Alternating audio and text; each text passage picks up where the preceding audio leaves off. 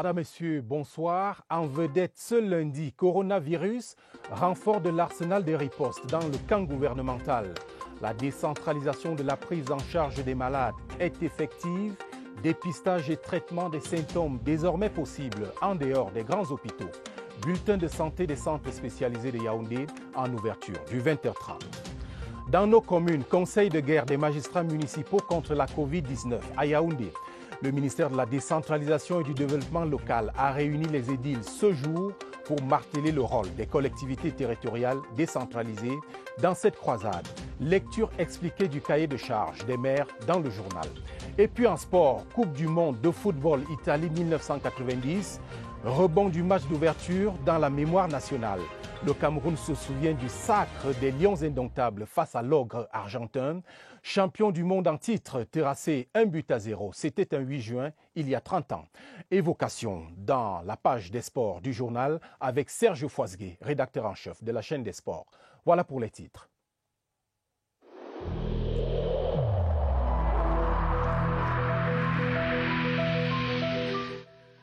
Le port du masque dans l'espace public restera obligatoire jusqu'à nouvel ordre.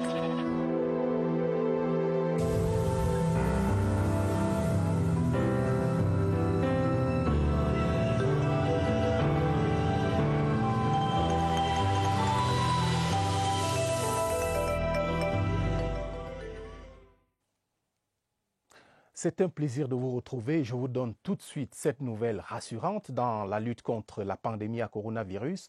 Vous pourrez désormais effectuer des tests rapides et être pris en charge plus facilement en cas de contamination. Les centres spécialisés de lutte contre la Covid-19 prennent progressivement le relais au niveau de certains districts. Confirmation à Yaoundé, comme vous le verrez dans ce reportage de Franck Evina.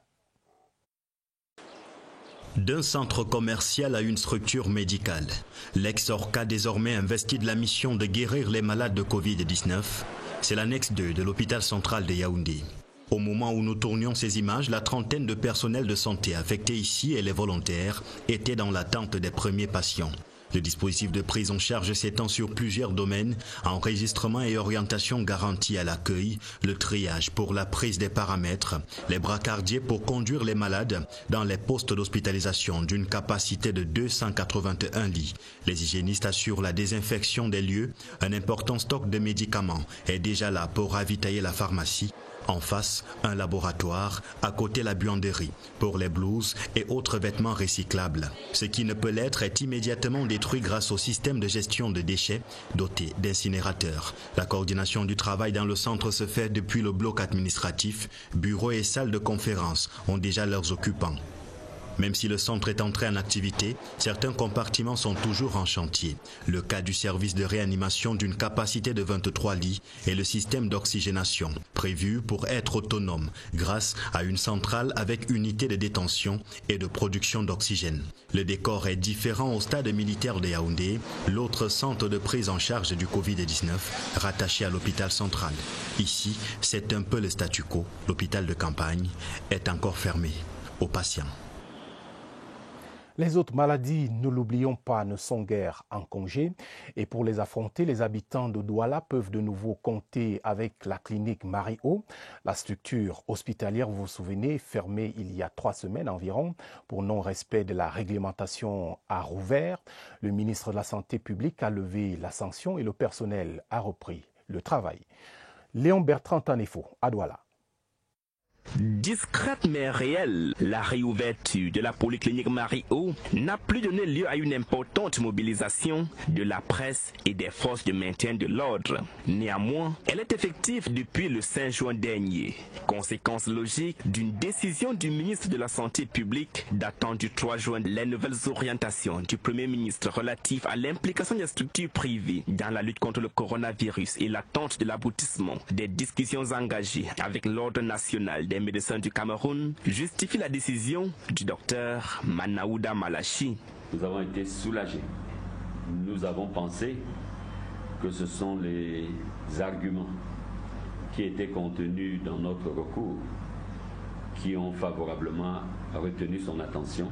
Dès l'ouverture, la structure a immédiatement repris le service. De l'accueil à l'hospitalisation, en passant par les services techniques, le personnel est à l'œuvre et les patients soignés. Depuis vendredi, il y a des malades hospitalisés.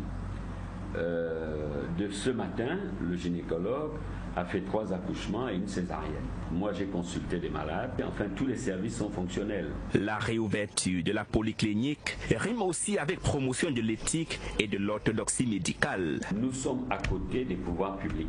Monsieur le ministre de la Santé a proposé au Premier ministre d'élargir et d'intégrer les cliniques privées dans le plan de riposte. On verra si la polyclinique Marie-O fait partie. Une nouvelle approche s'installe ainsi à la polyclinique Marie-O. Le suivi est désormais plus rigoureux. Ni la clinique Marie-O ni aucune autre formation hospitalière n'ont pu cependant épargner le Cameroun de cet autre décès.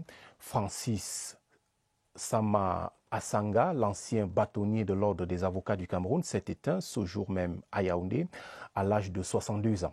La levée du corps a eu lieu cet après-midi, suivi des hommages rendus par les confrères du défunt. Évocation de Nicole Doudou. C'était le couronnement de son mandat comme bâtonnier de l'ordre de 2012 à 2015. L'acquisition d'un terrain devant abriter l'immeuble siège du barreau du Cameroun. Son réservoir de connaissances en sciences juridiques arrosait les stagiaires qui ont regagné il y a quelques semaines seulement le tableau de l'ordre.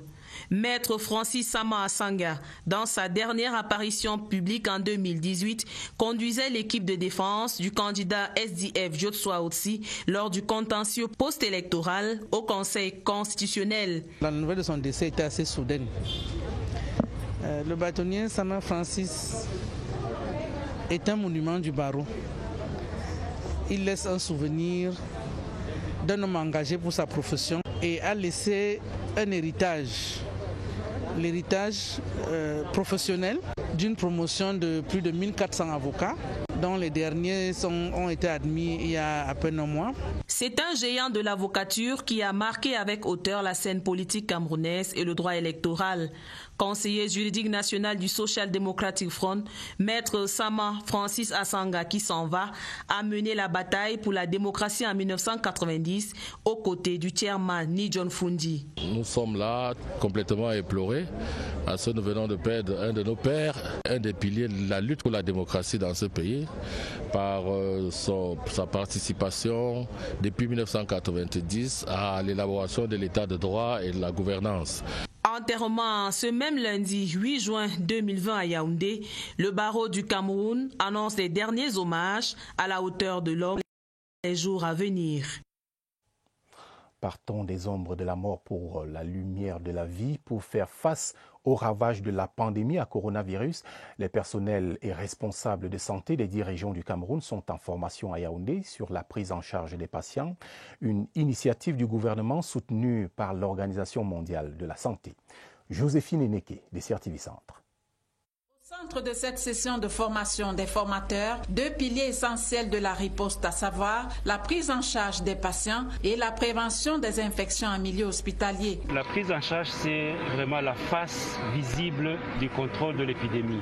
Et donc, c'est la capacité aux personnes qui sont contaminées par le virus de pouvoir être prises en charge de façon adéquate. La prévention et le contrôle des infections est extrêmement importante, en particulier en milieu de l'offre des soins, pour essentiellement éviter que le personnel de santé ne s'infecte. L'Organisation mondiale de la santé, à travers cet atelier, apporte ainsi sa contribution à la décentralisation de la prise en charge déjà engagée par les pouvoirs publics. Le fait que les 10 régions du Cameroun sont affectées, il était essentiel que la réponse soit décentralisée, que les régions prennent le leadership à travers les gouverneurs et les délégations régionales de santé publique. Au regard de la mutation de l'épidémie, le renforcement des capacités du personnel soignant devient une nécessité. Quand on gère une épidémie comme celle-ci, le processus de formation est continu. C'est-à-dire nous sommes en permanence obligés de former les gens parce que l'épidémie change. Une arme de plus mise à la disposition des soignants pour gagner la bataille contre le Covid-19.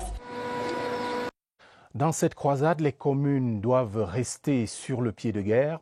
Leur travail va de la sensibilisation des populations à l'accompagnement des mesures barrières prises par le gouvernement, y compris lors des inhumations des victimes. Le ministère de la décentralisation et du développement local a rappelé aux maires leur cahier de charges. C'était au cours d'une rencontre ce jour à Yaoundé. Philippe Roger et Sama. La survenue de la phase communautaire de propagation du Covid-19 a mis en alerte une multiplicité d'acteurs dont les municipalités. Elle se distingue en effet de façon palpable sur le front de la lutte contre cette pandémie.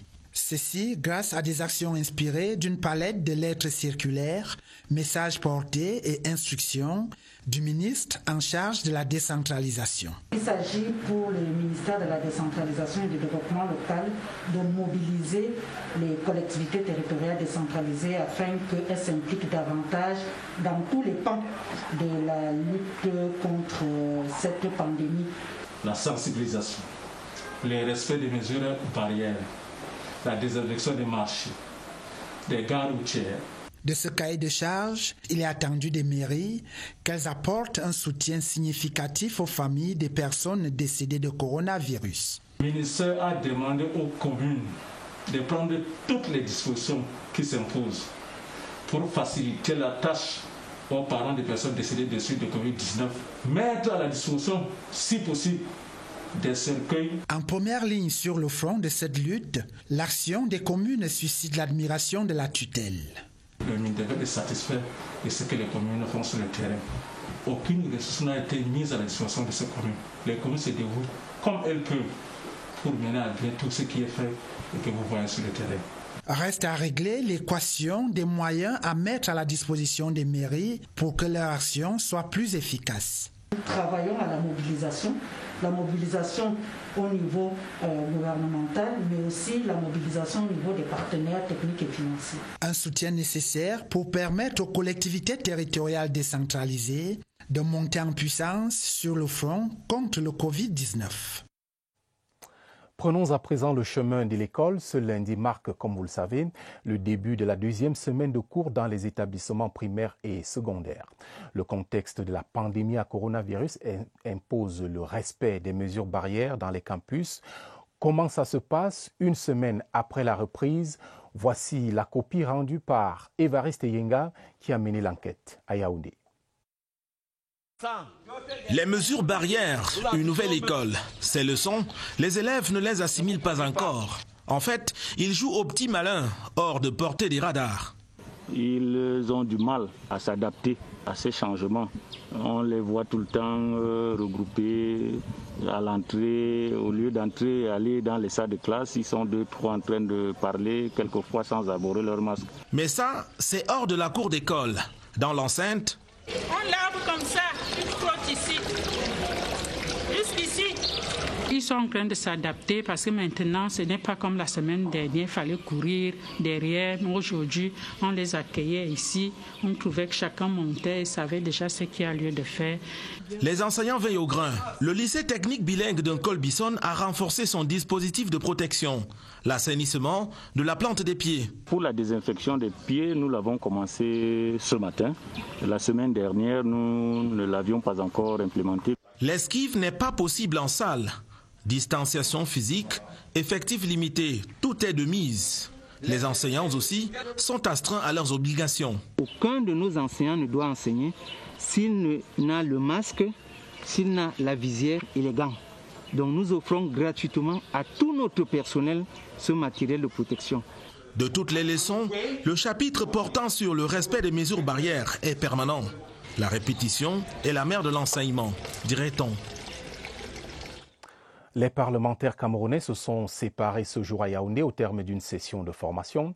Députés et sénateurs étaient réunis par le Centre de formation en démocratie, développement, éthique et gouvernance pour traiter des rouages de l'activité parlementaire, notamment le rôle des élus dans la mobilisation des fonds destinés au développement local. Séverin Legambélé. Pour des assises qui interviennent à quelques heures de l'ouverture de la deuxième session ordinaire de l'année législative 2020 au Parlement, l'on s'accorde globalement sur le bien fondé des modules de formation. Module qui cadre avec la fonction de représentation des parlementaires, surtout en cette période de mise en scène des collectivités territoriales décentralisées. Nous avons bien compris que dans le développement local, il y a la part de l'exécutif et il y a la part du Parlement qui est une institution. Ce qui est davantage intéressant ici, c'est la place indiquée du parlementaire dans le vaste champ du développement local. Le Code général des collectivités territoriales décentralisées prévoit qu'au niveau du conseil municipal, les sénateurs de la localité prennent part aux travaux du conseil municipal avec voix consultative. Au niveau du conseil régional, les sénateurs et les députés prennent part aux travaux du conseil régional. Les parlementaires, députés et sénateurs peuvent se rapprocher à cet effet des bailleurs pour lever des fonds. Pour l'instant, représentants des collectivités territoriales décentralisées, élus de la nation, le sénateur et le député ont le devoir de s'impliquer dans la conduite des activités du plan de développement des communes. Ce qu'il faut comprendre ici est qu'il s'agisse des parlementaires ou des maires, l'ensemble de ces élus participent à la promotion de l'intérêt général. Pour que les choses aillent dans le sens de l'efficacité, il importe qu'il y ait plutôt de la collaboration entre ces différents représentants à la place des rivalités ou des conflits auxquels on assiste souvent. La formation des sénateurs et des députés de 4 jours a permis d'amorcer la mise en place d'une plateforme d'échange permanent des détenteurs des pouvoirs de l'État. Pour rester au Parlement, rappelons que la session de juin s'ouvre à l'Assemblée nationale dans 2 jours. Les hommes politiques et les populations ont le regard tourné vers les parlementaires. Au cœur des préoccupations en ce qui concerne en tout cas les habitants de la lutte contre la pandémie à coronavirus, évidemment, et le vote des lois visant le bien-être des populations. Le recueil de quelques attentes dans ce reportage de Jean-Paul Pondy de CRTV Ouest. Les populations de la région de l'Ouest sont unanimes là-dessus. Cette session s'ouvre dans un contexte particulier marqué par la lutte contre la pandémie du Covid-19. Les parlementaires seront donc amenés à s'attarder davantage sur les moyens efficaces à mettre en œuvre afin d'arrêter la saignée causée par cette maladie. Ce qu'on attend d'eux, c'est de trouver une solution concernant cette pandémie qui nous nuit jour et nuit. En ce qui concerne la pandémie du Covid-19, donc nous prions l'ensemble des députés de l'Ouest de prendre toutes les mesures disponibles pour que les populations de Bafoussam soient satisfaites. Soutenir le secteur économique impacté par cette crise sanitaire et apporter des solutions au bien-être des populations. Ces députés qui vont siéger puissent réfléchir sur un projet de loi qui pourrait permettre à l'État de dégager un certain budget, de dégager une enveloppe pour soutenir certaines de nos entreprises qui sont en train de fermer pratiquement les portes. La région de l'Ouest, qui sera au centre d'un grand rendez-vous sportif, attend que les infrastructures sportives et la voirie urbaine connaissent un véritable coup d'accélérateur. Tous nos espoirs actuellement sont sur l'organisation de la CHAN et de la CAN. Nous pensons également que l'Assemblée va donner un coup de pouce pour que ces grands événements puissent bien se tenir. C'est donc dire que les yeux sont grandement rivés sur ces élus de la nation au sortir de cette session du mois de juin. La mairie de Douala est engagée dans la réhabilitation de plusieurs actes routiers de la capitale économique. Les tronçons rond-point d'Eido, marché Sandaga, boulevard de la Réunification et place de la Jeunesse, par exemple, sont en cours de réfection. Effectuons une rapide visite de chantier en compagnie de notre guide sur place, Aboubakar Abo. Tronçon routier rond-point d'Eido, marché Sandaga, le chantier de réhabilitation tient la route. Déblayeuses, niveleuses, passent et repassent, les ouvriers s'activent. L'infrastructure prend corps, elle se métamorphose pour rouler bientôt sur l'axe du soulagement. Le taux d'embouteillage est un peu diminué et j'apprécie déjà ça parce que eux-mêmes ils se mettent à comprendre qu'il faut qu'il y ait de la route dans le pays. Dans d'autres chantiers routiers qui portent les ambitions de modernité de la capitale économique, seuls des graviers et des pierres à perte de vue inondent le site. Mais c'est bien sur ces rochers que poussera une infrastructure routière moderne. Si on refait tous tous ceux qui sont là au niveau de la route de rond-point, je crois bien que la circulation serait fluide. Pendant ce temps, l'axe rond-point d'Aïdo-Vallée-Bessengue est toujours l'objet de désagréments. Nids de poules, crevasses sont bien installés sur la route. Complètement tout gâté. Et nous avons encore Vallée où là? Vallée Seine. Thomas. Il faut que l'État revoie l'état de cette route parce que vraiment il y a beaucoup de cas. Il y a des camions par exemple qui renversent des boissons et en face là il y a juste une boulangerie. C'est vraiment risqué parce qu'il y a des gens qui entrent et au fur et à mesure que le temps passe la route se creuse. Les populations caressent encore la promesse d'une cité qui roulera sur les sentiers du progrès. Le gouvernement prévoit l'achèvement des travaux en cours pour fin juin 2020. Et à présent, le bilan journalier de la riposte nationale contre la pandémie à coronavirus. Et j'appelle tout de suite Évariste Yenga et son expert qui nous attendent au centre des opérations d'urgence de santé publique. Évariste, bonsoir, quelle est la situation?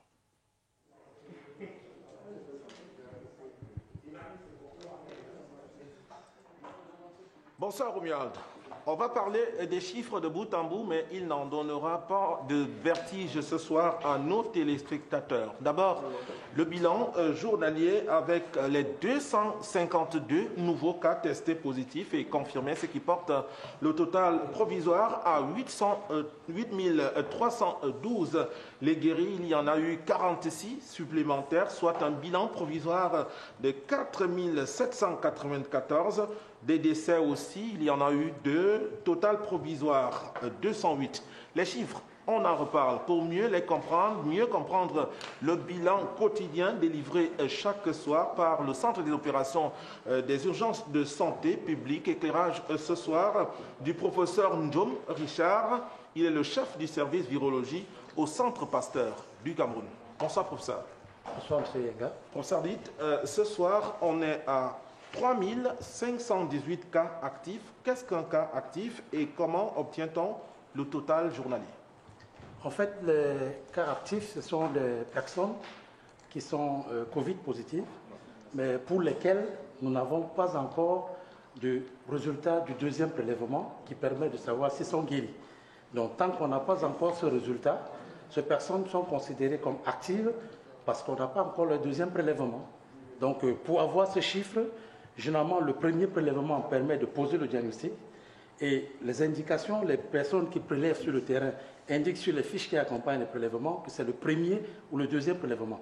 Et lorsqu'on a des résultats du deuxième prélèvement, lorsque la personne est négative, elle est guérie, mais lorsqu'elle est positive, elle est encore active, ou bien lorsqu'on n'a pas encore de résultat, elle est active. Donc ça veut dire, en fin de compte, les actifs sont des personnes positives pour lesquelles le deuxième prélèvement soit n'est pas encore fait, soit on n'a pas encore de résultat. Remarque faite, professeur, généralement, le chiffre qui indique les échantillons testés est très élevé et les cas, en définitive, c'est un chiffre qui est moins élevé. Quelle est la différence entre le nombre d'échantillons testés ou analysés en laboratoire et les cas confirmés? En fait, nous avons aujourd'hui au Cameroun environ 11 laboratoires qui sont en train de faire les tests. Donc tous les jours, les prélèvements arrivent au niveau du laboratoire. Là, ce sont des prélèvements obtenus chez des cas suspects. Donc, lorsque nous avons analysé les résultats, les chiffres que nous envoyons au COUPS, ce sont les résultats des échantillons analysés. Et en ce temps, il y a des échantillons en attente. Donc, ce qui veut dire que nous avons un total d'échantillons reçus, mais ceux qui sont analysés, c'est ceux pour lesquels nous avons des résultats. Donc, la différence que vous observez, c'est le nombre de résultats reçus et le nombre de résultats analysés, c'est cela qui donne les chiffres de la journée. Merci, professeur, de vous être déplacé et vous voudrez bien recevoir nos excuses pour vous avoir extirpé de vos occupations en ce temps d'extrême préoccupation, en ce temps d'extrême urgence sanitaire. Merci, professeur. C'est moi qui vous remercie. On ne va pas s'attarder sur les décès, c'est évident. Il n'y a pas grand-chose à expliquer à propos, encore moins du nombre de personnes guéries. Demain, on parlera de cet environnement, le centre d'appel, pour mettre la lumière sur un certain nombre de préoccupations que portent toutes les personnes qui appellent ici. Merci Évariste pour ce point. Merci également à votre expert. Évidemment, on vous retrouve demain, mardi, au même lieu. Pour la suite, un fonds spécial de solidarité nationale pour la lutte contre la coronavirus et ses répercussions économiques et sociales, avec un plafond de 180 milliards de francs CFA pour le second semestre 2020. Cette annonce majeure de l'ordonnance du collectif budgétaire du 3 juin continue de recevoir des contributions. Au 29 mai, plus d'1,5 milliard avait déjà été collecté. Le président de la République souhaite encore plus de mobilisation des individus et des entreprises. Cyril Kingembepe. Le gouvernement est le plus grand contributeur de ce fonds. Il mobilise pour le second semestre en cours une partie importante de son budget général. Les partenaires internationaux, la Banque mondiale, le FMI, la Banque africaine de développement et d'autres y participent également, tout comme la solidarité nationale.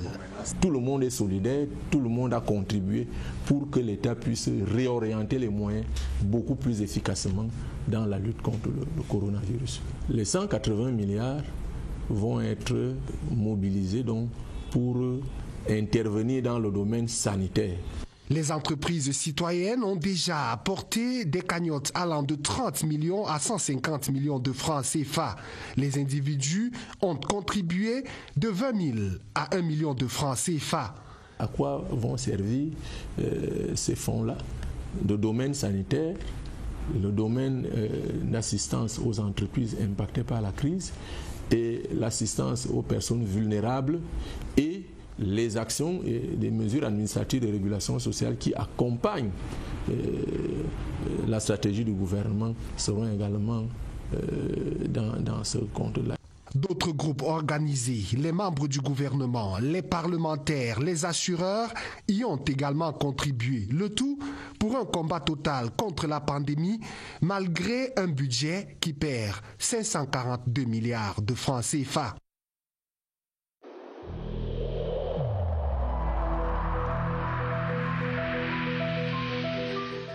N'oublions pas que la négligence d'une seule personne peut nuire gravement à l'ensemble de la communauté.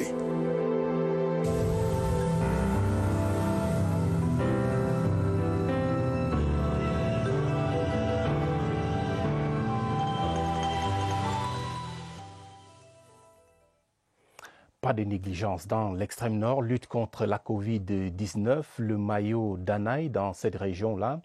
L'honorable Isabelle Silicam a remis des kits hygiéniques aux établissements scolaires des arrondissements de Yagua et Vélé. La cérémonie qui a eu lieu au lycée bilingue de Yagua était présidée par le préfet Maliki Oumara.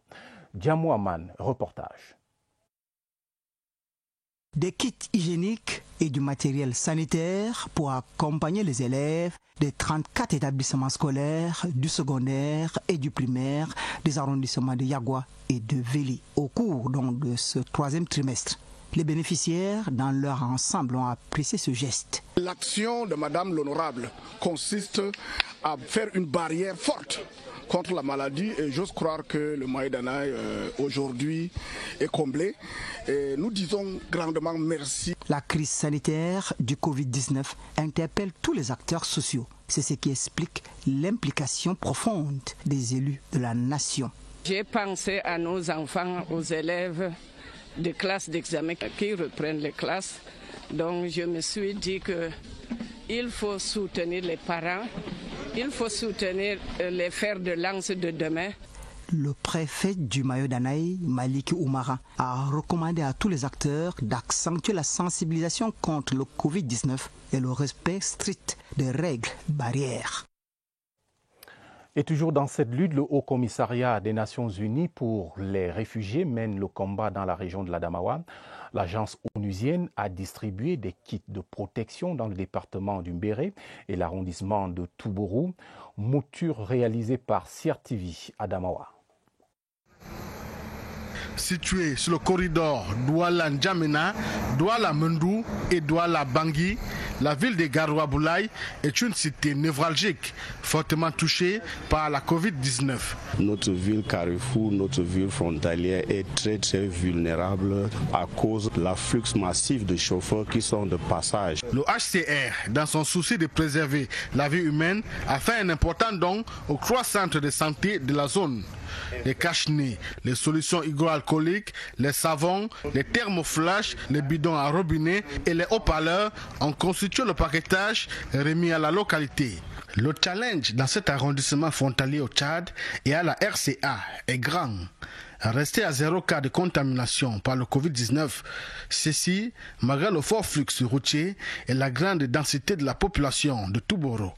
À cet effet, l'apport du HCR apparaît comme un véritable coup de pouce. Le geste de HCR est venu au bon moment. J'espère que c'est la première organisation qui vient donc en appui juste après le don du chef de l'État qui est venu donc nous assister en kit matériel de santé. Nous sommes au bout de souffle. Si les pouvoirs publics peuvent, à part les partenaires qui pensent déjà à nous, appuyer les mairies parce que toutes ces responsabilités désormais reposent sur les mairies. Responsabilité qui pèse sur les épaules de la mairie, alors qu'en ce moment de crise sanitaire, il lui est proscrit de prélever les impôts sur sa population. Dans son allocution de circonstances, le chef de bureau HCR antenne de Touboro, Guy René Darbo, a rappelé que ce don n'est qu'une première partie, que le meilleur reste à venir. L'honorable Élise Pokosi-Ndoumbe apporte sa contribution à la lutte contre la Covid-19 à l'université de Douala. Nous sommes bien dans le littoral. Elle vient de remettre un important don de matériel d'hygiène et un cubitonnaire pour les réserves d'eau.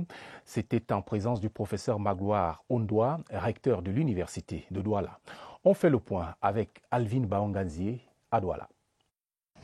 Un cubitonnaire d'une contenance de plus de 100 litres pour les réserves d'eau à l'entrée de l'université devant servir au lavage des mains de tous les usagers. Un récipient conçu et réalisé par les étudiants de l'université de Douala sur financement de l'honorable Élise Pokosi-Ndoumbe pour qui les jeunes représentent une force à explorer. Le coronavirus est une affaire de tous et chacun devrait y mettre du sien. C'est pour dire à monsieur le recteur que je suis avec lui dans son combat contre ce Covid.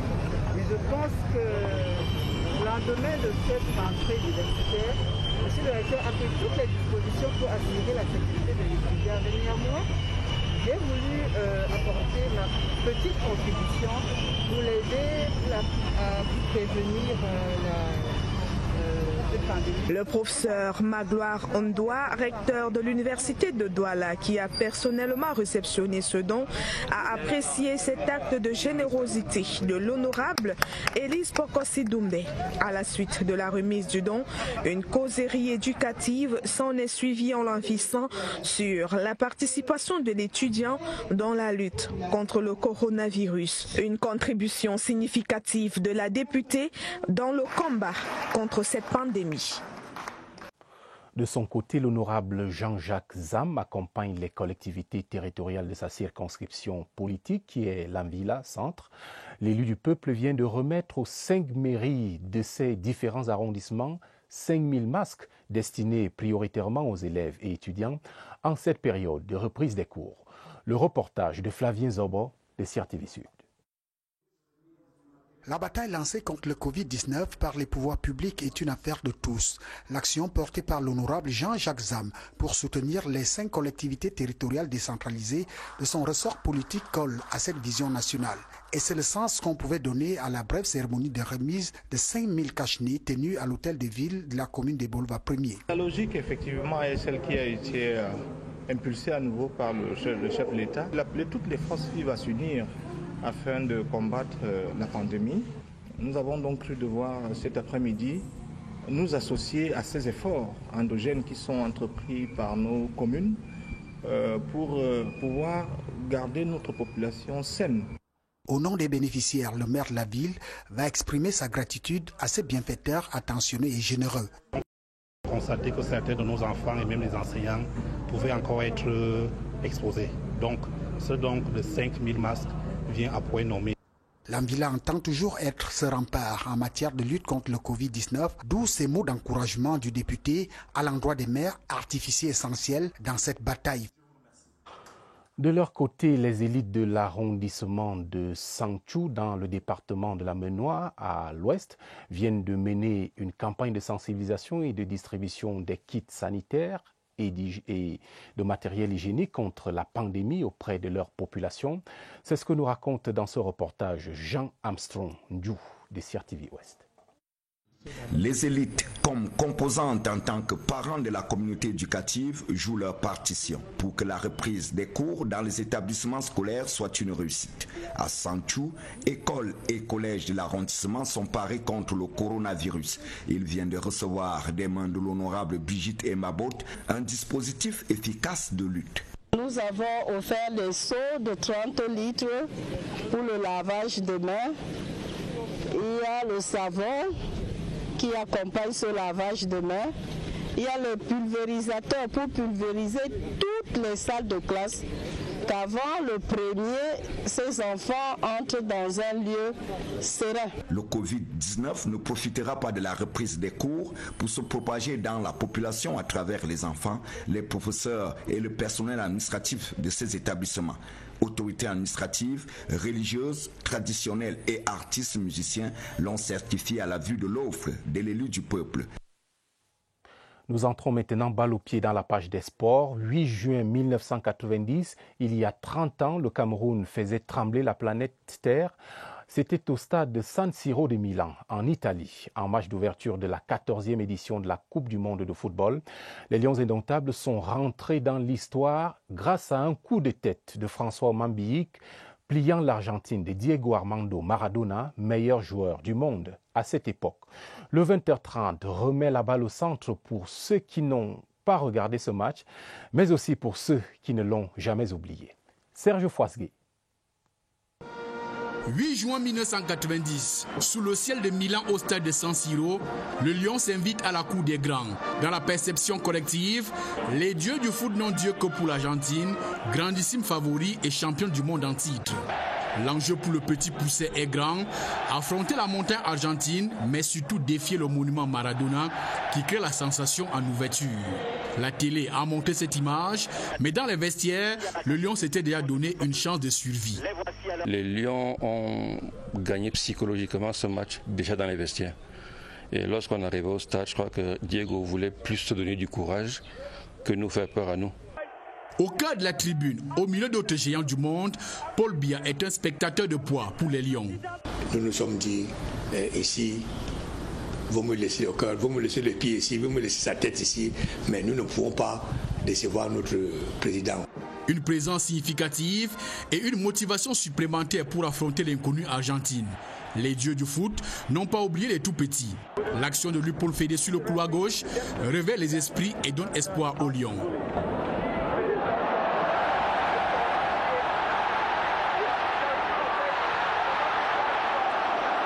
À l'heure de jeu, André Kamabik est expulsé par l'arbitre français Michel Vautreau pour une faute sur Kanigia. 5 minutes plus tard, François Omambik ouvre le... Manu, c'est sûr que ça va arriver, mais ça ne va pas arriver là où je voulais que ça arrive, c'est-à-dire au deuxième poteau. Donc je vais anticiper, aller au premier. Mais il m'a dévancé. Un petit rebond devant le gardien et ça échappe au gardien 1-0. La folie. L'officier de réserve entre en scène. Roger Mila détonne et étonne face à la Roumanie et face à la Colombie. Mais la belle Odyssée s'achève face à l'Angleterre en quart de finale. 30 ans après, la passion de cet exploit historique reste intacte et l'émotion toujours aussi vive, comme si c'était hier.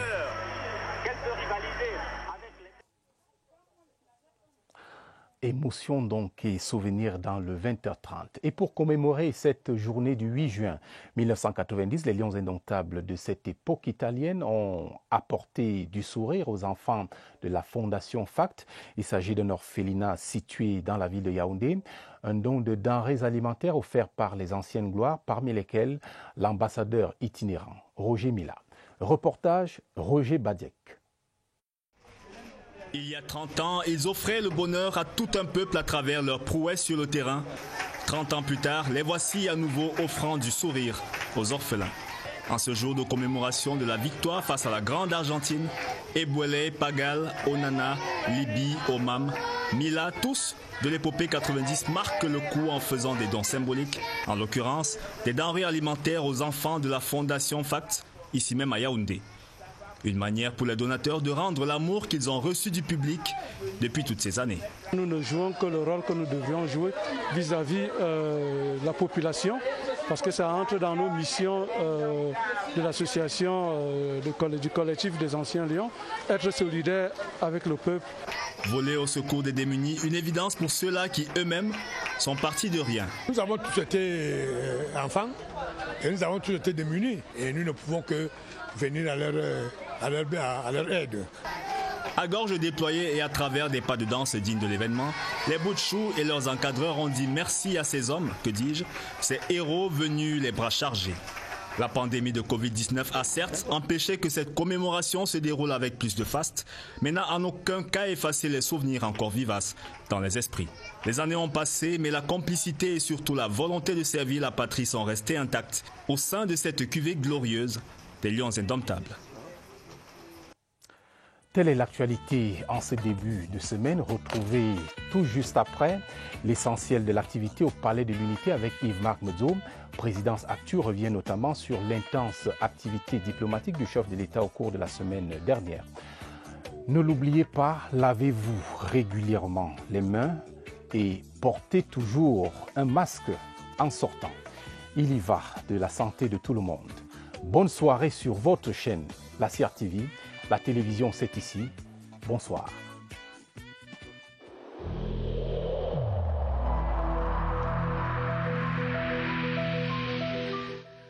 Il est essentiel que les mesures qui ont été indiquées soient absolument respectées par chacun de nous.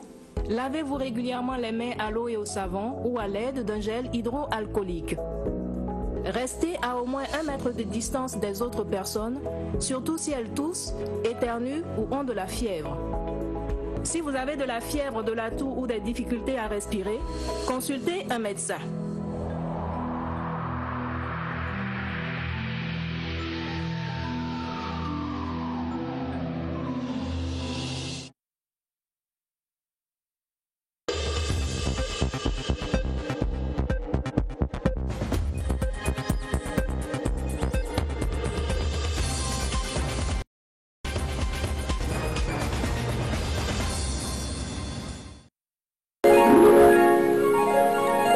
CRTV News, ici, toute l'info.